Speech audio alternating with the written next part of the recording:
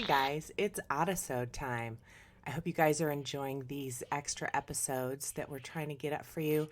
We've got some really cool friends and we wanted to tell you more about them. So sit back, chillax, and enjoy this new Oddisode. Guys, welcome to another Oddisode. I have someone I consider a friend. I met her years and years and years ago at a comic convention. One of the most amazing, passionate women I have met in my life. I have Ann Wheaton with me, and we're going to find out a little bit about her book, and then we're going to get into all the things paranormal. So, Ann, tell them a little bit about Piggy and Pug for me. Okay, so Piggy and Pug is a children's book that I wrote about 2 years ago, and it's the book that little kid me would have wanted. And it's based off of, so the Pug character is based off of an orange tabby cat that followed me home when I was 5. And we found Aw. out that he was literally out looking for a new family, and we became that for him. And so as a little kid, I all I thought about was, wow, this cat like took himself out on an adventure to find a new family because that's what he was used to. And so the book is based off of that. The age range for reading comprehension is like 5 to 8, but I made the book the way I would have wanted when I was little because I am such a visual person. So there's a ton of illustrations. It almost kind of borders on like a graphic novel the way it looks. Oh, And fun. yeah, so there's a ton of illustrations. So little kids that are like 3 and 4 that don't quite understand the text, they will understand the story because they're looking at illustrations. And then there's enough text so as kids are learning to read, there is enough of a challenge that they can grow with the book, because like picture books when I was little was just one picture and one line of text. Right. And I hated that because as soon as I learned how to read, I felt like I outgrew the book. Yeah, so it is available in like 55 independent bookstores. It's on Amazon. But one thing that I'm doing right now is I am making it available as a downloadable ebook for free because For we kids, that's are, awesome. yeah, and I'm doing it for free because we all have some time at home right now, Yes, ma'am. and it's cool. Yeah, I'm doing this with the distribution company I've been working with, which is Dart Frog, and there's a link to it to get the free download on my Instagram, which is just Ann Wheaton, ANNEWHEATON, and it's also on Piggy and Pug on Facebook. And I do have a Piggy and Pug Instagram, so the links for on Instagram are in my main profile because that's the only way you can post links. But Right. also, I've had some teachers and parents ask me to record reading it. So on my Instagram, I have an IGTV video and I'm reading the book and showing the illustrations. And that's when it would be cool also if someone were to download the ebook so you can follow along. I mean, I show you the illustrations in the video, but you can see them way better if you download the file. And it's for like iPhones and iPads. It's not a Kindle file because that formats differently with all the illustrations. But Gotcha. yeah, it's a book that makes me really happy. And um, you have it. I know that I gave you one for a little one in your family. Absolutely. My grandson is right in that 3 to 4 year age group, and he loves it. So thank you so much for doing that and for reading it for the kids. I think that's so neat that so many people are doing that right now. And it's even neater that Yeah. the author is reading this one. So thank you for that. Yes. So, okay, we've got Piggy and Pug, which there's no paranormal in that story, sadly. But girl, I hear your husband told me you got stories. So we are here for these I stories. have some stories. I understand you lived in a home that was haunted. I did, but what's funny is when I hear the word haunted, my first thought is like being terrorized by a ghost or whatever. At being Oh, never. scared and weird stuff happening. And I'm sure that that's not the case for everyone, but that's just what I think when I hear that word. Right. But it's a house. Will and I, it's our first house we got together in Los Angeles. We bought it from, this is like, I don't know, 20 something years ago.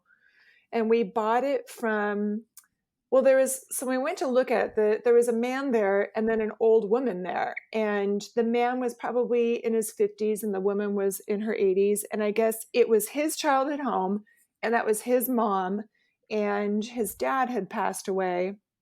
And so she had a hard time getting around. So they just kind of hung out in the backyard while we looked at the house, and we thought it was great. And Gotcha. they accepted our offer and we bought it. And this didn't happen immediately.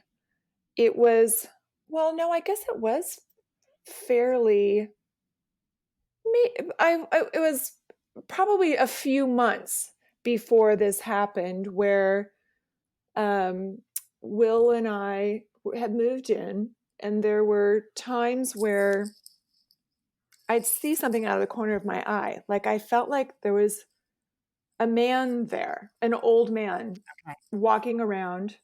There were times where I would feel it and I would see Will turn and look over there because he saw something also. And like it went on for several weeks where I was like, am I losing my marbles that I feel like something's here? But I didn't feel scared. I just was like, what is that? And then it was a weird thing. Like when you walked into the house through our front door, we had a little entryway, and then you walk through the entryway and you go to the left and it goes through a living room, and then the bedrooms were at the hallway there. And then if you go to the right, it was our dining room, and then beyond that was a family room. And then the kitchen was to the immediate right when you walk in the door. And so this thing we would not see all over the house. We would only see it basically through the living room and through the dining room, like only in the middle part. And I would see it at our bedroom doorway. Okay. And it was just I kept feeling like it was a person, and then I'd look and there was nothing there. And then it started to be a thing where, like, so we were still getting mail for the old couple. The woman, her name was Claire, and the husband, who we found out right when we bought the house, he had passed away like 5 years prior. Not in the house, but down at the end of the street, there's a three-way stop sign, and he was driving, and I guess he had a heart attack as he had pulled up to the stop sign, and he passed away. And so the guy he was with his mom's Claire, and he was going to have her move in with him. And so that's why they were selling the house, because his dad had passed away, mom's getting older, whatever. So we would still get mail for Claire and Winston. And I was like, I love those names. I know, isn't it great? It's like such an old people's perfect couple name. And Absolutely. yeah, and so I was like, I'm seeing, like, I feel like I'm seeing an old man. And Will was like, yeah, like it didn't happen every day. Like sometimes like maybe a week or two would go by and I would just sort of like feel him in the room. And so I started addressing him as Winston. And Aww. I realized he was walking through, I felt like he was walking through the house looking for Claire. And so I started saying, Claire's not here, Winston. And then I wouldn't feel him there anymore. And I love like, that. I know it's so weird. And I'm not some sort of like, like everything's haunted, there's ghosts everywhere, whatever. The thing that's funny about this is it's not just us. I had a friend over who experienced this also. So there were times like beyond our dining room was this little family room, and we had our TV and stuff in there. And I never felt his presence when my kids were running around and whatever. And I've never even asked the kids if they saw him because I feel like they were young and I didn't want to freak them out to be like, hey, you guys see that Absolutely. old man ghost walking through your house? Yeah. So I've never asked them, and they're adults now. I probably should ask them to see if they ever experienced it. But there were times, the kids. I was divorced from their dad for several years before I met Will, and so the kids would go to their dads every weekend when they were little, and there would be times where like the kids were out of the house. Sometimes Will was out, and it would just be me, and I'd just be laying on the floor watching TV, and I would feel that he was walking through the dining room, looking into the family room. And I would just say, Claire's not here, Winston. And he'd go away. And same thing with our bedroom door. Like I would wake up in the middle of the night because I just felt that someone was there. And I would sit Yeah. up and look over at the door. And it wasn't like a one-time thing. And there weren't noises. There weren't like bizarre, drawers opening, whatever. It was just that I felt him there. And then I asked Will what Winston looked like to him. And he described him the same way I see him, which was that he had this like button up plaid shirt on with a collar and like a like a Mr. Rogers style khaki green cardigan and just sort of baggy trousers, tan trousers, whatever. And I was like, oh my God, because that's what I'm seeing I'm too. covered in goosebumps right I now. know. And how weird that we're seeing it. We're both seeing it. And we rarely saw him or felt him, I guess, because it was a thing where then you go look and he wasn't there. But it's like you would catch it out of the corner of your eye. So you would see that tiny thing to know that it was like an old man that was probably around 5'8", 5'9", hardly any hair, kind of shuffling along, clearly looking for his wife, Claire. Oh, And one night I had a friend over and we were sitting at the dining room table. We were addressing envelopes for invitations. And she and I it's an oval table, but I was on the end and she was next to me. And that space between the dining room and the family room where he would always go right through there, we're both just sitting there writing and we don't say anything. And we both look over at the same time at that spot. And my friend said, what was that? And I said, that's Winston. She's like, what? And I just said, Winston, Claire's not here. And she's like, what are you talking about? So I told her the whole story and she's like, oh my God, that is so weird. But I said, but see, like you felt him here too. It's not just me. And Will feels him also. And this yes. went on for, I want to say 3 or maybe 4 years. And the whole time we were still, I mean, we wouldn't get all of their mail, but we would get like advertising mail for both Winston and Claire. There was one day, it was probably 4 years into it, one day where I just didn't feel him there anymore. Oh, And Will and I were in the kitchen and I said, do you feel like Winston's not here? And he was like, yeah, like the house it feels different. Like it never felt creepy and scary. It felt like there was just this sadness that was coming through looking for Claire. And yeah. I said, I wonder if something happened. And a week later, we started getting advertising mail specifically for Claire for funeral homes and like funeral services. And I wonder if she passed away because then he was gone. Yes. And I was like, oh my God, Winston finally gets Claire. I have goosebumps. I haven't talked about this in so Oh my God, it's long. a beautiful I story. know. Yeah, and it was just this weird thing where we had accepted he was there and he was looking for her, so we would just have to let her know Claire's not here. And I can't remember his son's name. I think at one point I tried to say she was with him, but their son was in his 50s. I mean, I guess obviously he didn't live in the house, but maybe he was looking for her over there. I have no idea. And we never kept in contact with her son to find out, like, does your dad visit over here? Yeah. Did your mom die? Like, we never found out for sure, but it ended. And a week later, we started getting mail for her for funeral services. And then we didn't get mail for I either one of really them like to think anymore. he got Claire back. Yeah. I just think that it just was like sad because it's the only, they bought the house. The house was built in 49 and they were the original owners. So they were the only people that had lived there before us. And it was sweet. When we bought the house, his son showed us that like they poured the concrete for the back patio and he and his sister had written their initials in the concrete and stuff. And I feel like it's the only home Winston ever knew with her. So he just was Yes. only looking for her there.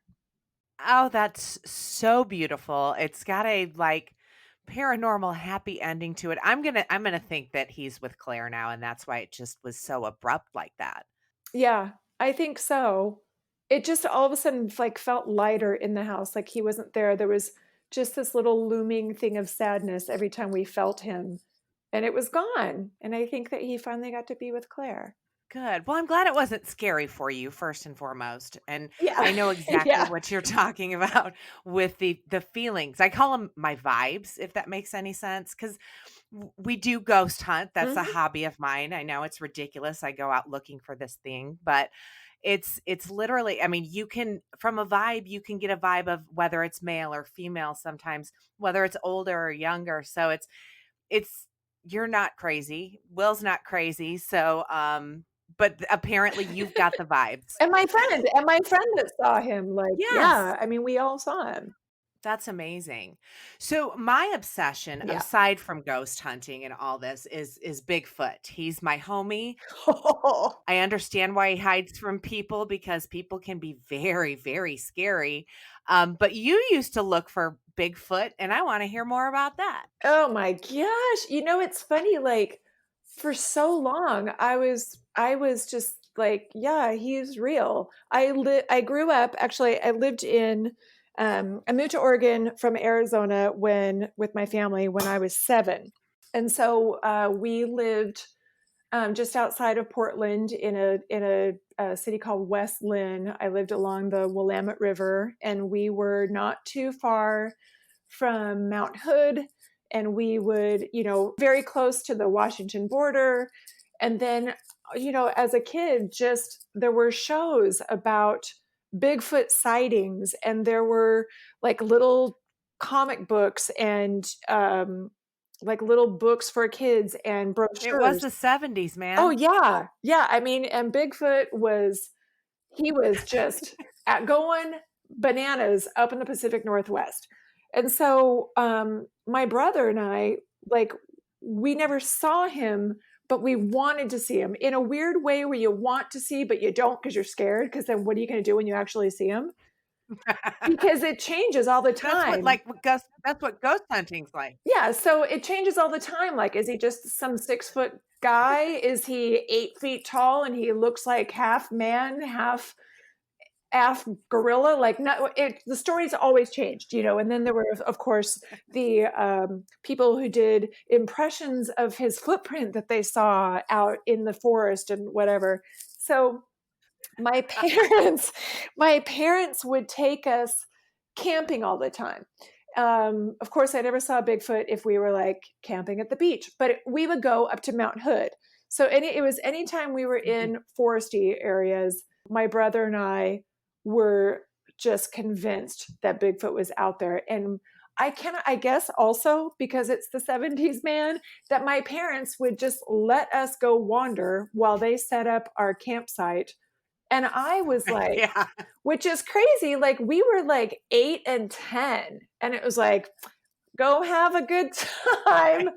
And one time, and I cannot, I think of this now, and I cannot believe how stupid we were, but we didn't know. We were little kids. So we're out hiking around, like, I cannot even see our campground. I don't know how far away we are. We're up in Mount Hood, and we're walking along in these huge trees, and we hear something, and we're just like, and I am genuinely like break out in a sweat, terrifying. And I just claws into my brother's forearm, terrified. And he, all of 10 years old, is going to be the big, brave person that protects me from Bigfoot. And we hear something, and we're like hiding behind trees, and it's quiet for a minute. And then we hear like sticks crunching on the ground. And we're both just like, oh my God, it's, it's Bigfoot. And This is it. yeah. And so we are walking around, and we hear the sound going away. So we're trying to find it. Granted, my parents have no idea where we are, just up in the forest walking around somewhere, which is crazy because also like, it's not just about Bigfoot, just like, aren't there, like the 70s, there was full of freaking serial killers out there. You never know what's out there. Ted Bundy was out there. That's so crazy to me. So we're walking along. No wonder we're all overprotective now. I know, but it also explains why I'm so obsessed with these true crime Netflix mini documentaries that are all about these serial killers of the 70s. I can't get enough of them. Girl. They're so good. Same. So anyway, so my brother and I are like sneaking along because we hear the sound going away from us. We're sneaking along, and we come around like behind this big, huge pine tree, and we catch up to the biggest elk. Oh, and if you have ever been, or like, like Yellowstone, huge moose and elk and all that, especially during mating season, they are incredibly aggressive, and they don't care. They don't care who you are, what size you are. If they are feeling threatened, they'll run after you. Oh shit. So we are sneaking up on this thing, and I see it has its huge antlers, and it looks at us, and I don't know if it's because I was 8. Like, I feel like elk in general are very big. Like, they're not moose big, but they're way bigger than deer. Okay. And so this thing is just like, it's walking along, it's eating, and then it looks back at us, and I'm just hiding behind my brother, and it is making direct eye contact with us, and then it starts to walk, and we start to follow it, and it looks back at us, and then I get so scared, and I was convinced that elk was put out there by Bigfoot to lure us into wherever Bigfoot was. And so I was like, I'm not seeing it. And I took off running, and my brother is running behind me, and he's just saying, don't run, it's going to come after us. And it never did. I think we probably startled the elk, and it took off in the other direction. But we went running back, and my parents, like, we looked terrified, and my parents are just like, what are you guys doing? Like, it didn't even faze them that, like, of course they probably did. I doubt they believed in Bigfoot, but the fact that their little kids were out there face to face with wildlife, and they're just like, hey, what are you guys doing?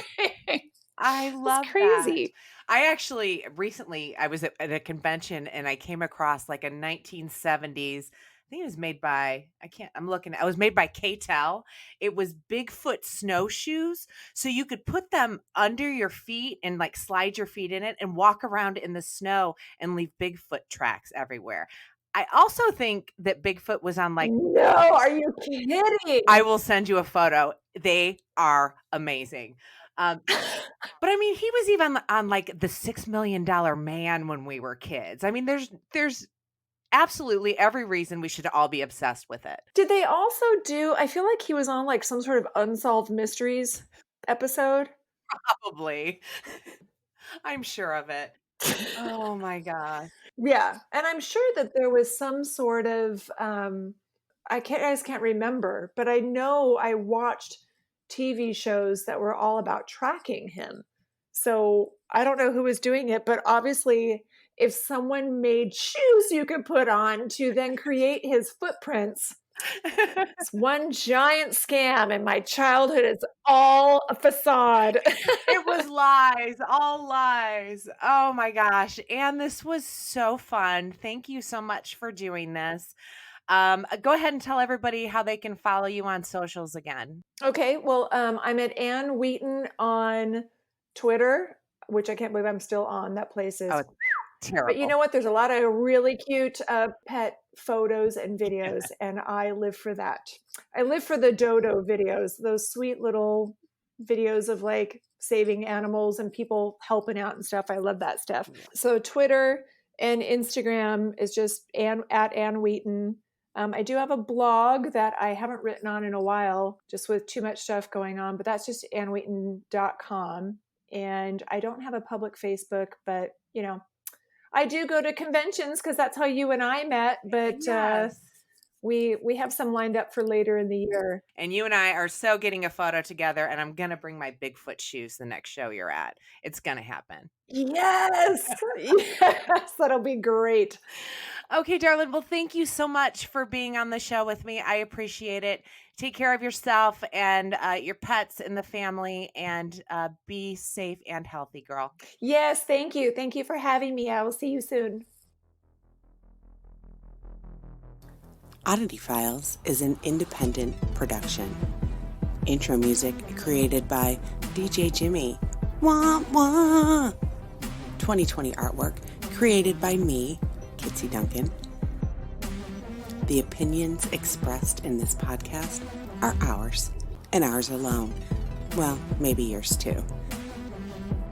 If you like the show and would like to support us, visit oddityfiles.com and click on support, or go to patreon.com/oddityfiles. Every little bit helps with both the podcast and the TV show. You can also support us by watching Oddity Files on Amazon Prime. It's free to Prime members and dirt cheap to those who aren't. You can find us on all the social media sites at Oddity Files. Keep spreading the word by sharing, retweeting, and reposting. Join our Oddity Files Facebook group by searching Oddity Files Fan Group and click Join. We'll approve you as soon as we can. All weirdos are welcome. Not into that social media stuff? Tell your coworkers, family, even the weird guy who just won't stop talking to you in line for coffee. Oh, and Grandma. Your grandma will love us. We appreciate each and every one of you, and if it weren't for you, we have no idea what we would do with our lives. If you have a story you'd like to submit, send it on in at oddityfilescrew@gmail.com. Also, send in story ideas, silly, weird memes, or just positive vibes to oddityfilescrew@gmail.com. You can also call in and leave that in a voicemail. Call us at 317-300-6699. To contact us about an appearance, reach out at kitsy@oddityfiles.com. When you have a sec, rate, review, and subscribe. We know it doesn't sound like much, but it really helps us get up there in the podcasting charts. And remember, kids, weird is the new cool. Ghost on.